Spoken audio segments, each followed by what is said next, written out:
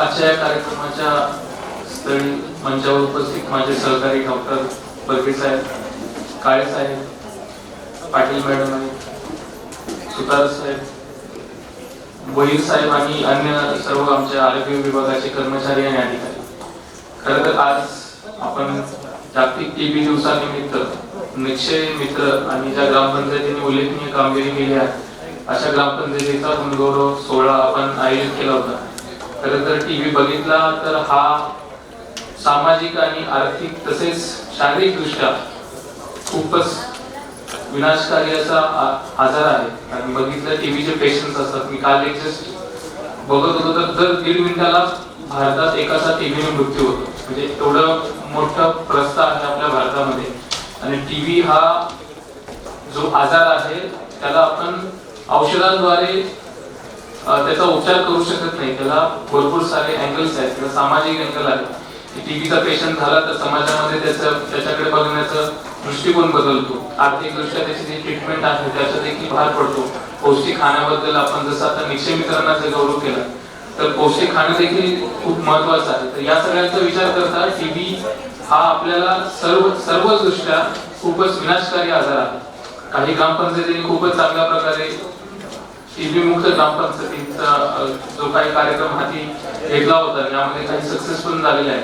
येणाऱ्या काही दिवसामध्ये आपण 100 दिवसाची मोहीम जसं केंद्र शासनाकडून आपल्याला निर्देश मिळालेले आहेत. यामध्ये आपण 40 वर्षाच्या वरील सर्व व्यक्तींची आपण स्क्रीनिंग करणार आहोत. स्क्रीनिंग म्हणजे त्यांचे एक्सरे.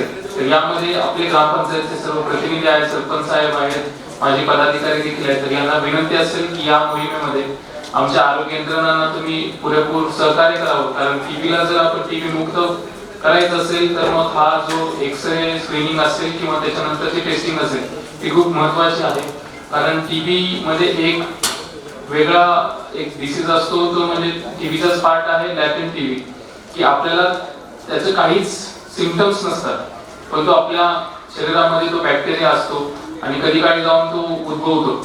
तर याचं देखील स्क्रीनिंग जर केलं तर आपल्याला कळेल की हा लॅटेंट टीबी पण असू शकेल कोणाला. याच्यावर योग्य वेळ ट्रीटमेंट घेतली तर हा टीबी देखील बरा होऊ शकतो.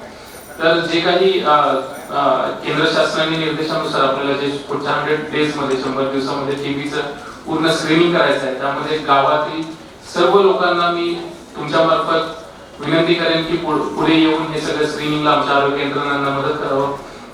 त्याचबरोबर निक्षय मित्र, खरं तर निक्षय मित्र म्हणजे खूपच एक नोबल म्हणू शकतो किंवा एक समाजामध्ये प्रतिष्ठित नागरिक पुढे येऊन आपल्याला काही मदत करत आहेत. कारण टीबीचा पेशंट असतो त्याच्यावर आर्थिक जो काही भार आहे खाण्याचा, पौष्टिक खाण्याचा, तो कमी करण्याचं काम हे निक्षय मित्र करत आहेत. तर समाजात अजून देखील प्रतिष्ठित नागरिक आज इथे उपस्थित आहेत, आमचे अधिकारी देखील आहेत. मी विनंती करेन सर्वांनी या निक्षय मित्र जे फूड बास्केट आहे त्यासाठी आपल्याकडून काही मदत करता येईल का? महिन्यातून काही कॉन्ट्रीब्युशन किंवा एक जर रक्कम दिली तरी देखील या टीबी पेशंट्सना खूप मोठा एक हातभार लागेल की आपल्याला टीबी पासून त्यांना मुक्त करता येईल. तर आमची आरोग्य यंत्रणा चांगलं काम करत आहे पण हे स्क्रीनिंग केल्याशिवाय आपल्याला पुढे जाता येणार नाही. तर जसं पंतप्रधान महोदयांनी देखील सांगितले की भारतामध्ये टीबी मुक्त भारत बनवायचा आहे. यामध्ये प्रत्येक गावाचा रोल महत्वाचा आहे. प्रत्येक शहराचा आता आपले काउन्सिलचे पदाधिकारी आहेत तर प्रत्येक नागरी भागात देखील हा महत्वाचा रोल आहे. तर सगळ्यांनी मिळून आपण एक टीबी मगाशी जशी आपण प्रतिज्ञा घेतली त्याप्रमाणे टीबीला हरवून आपण आपल्या देशाला जिंकवायचं आहे. तर मी पुन्हा एकदा आवाहन करतो की टीबी हा आजार आहे. या आजाराला कोणी न घाबरता पुढे येऊन जर ट्रीटमेंट घेतली, योग्य वेळ ट्रीटमेंट घेतली तर तो बरा होतो आणि पसरण्यापासून देखील हा रोखला जाऊ शकतो.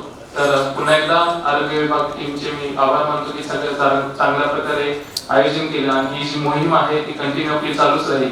आणि सर्व विजेत्यांचे पुन्हा एकदा हार्दिक अभिनंदन करतो. निक्षय मित्रांचे खूप सारे आभार मानतो. जय हिंद, जय महाराष्ट्र.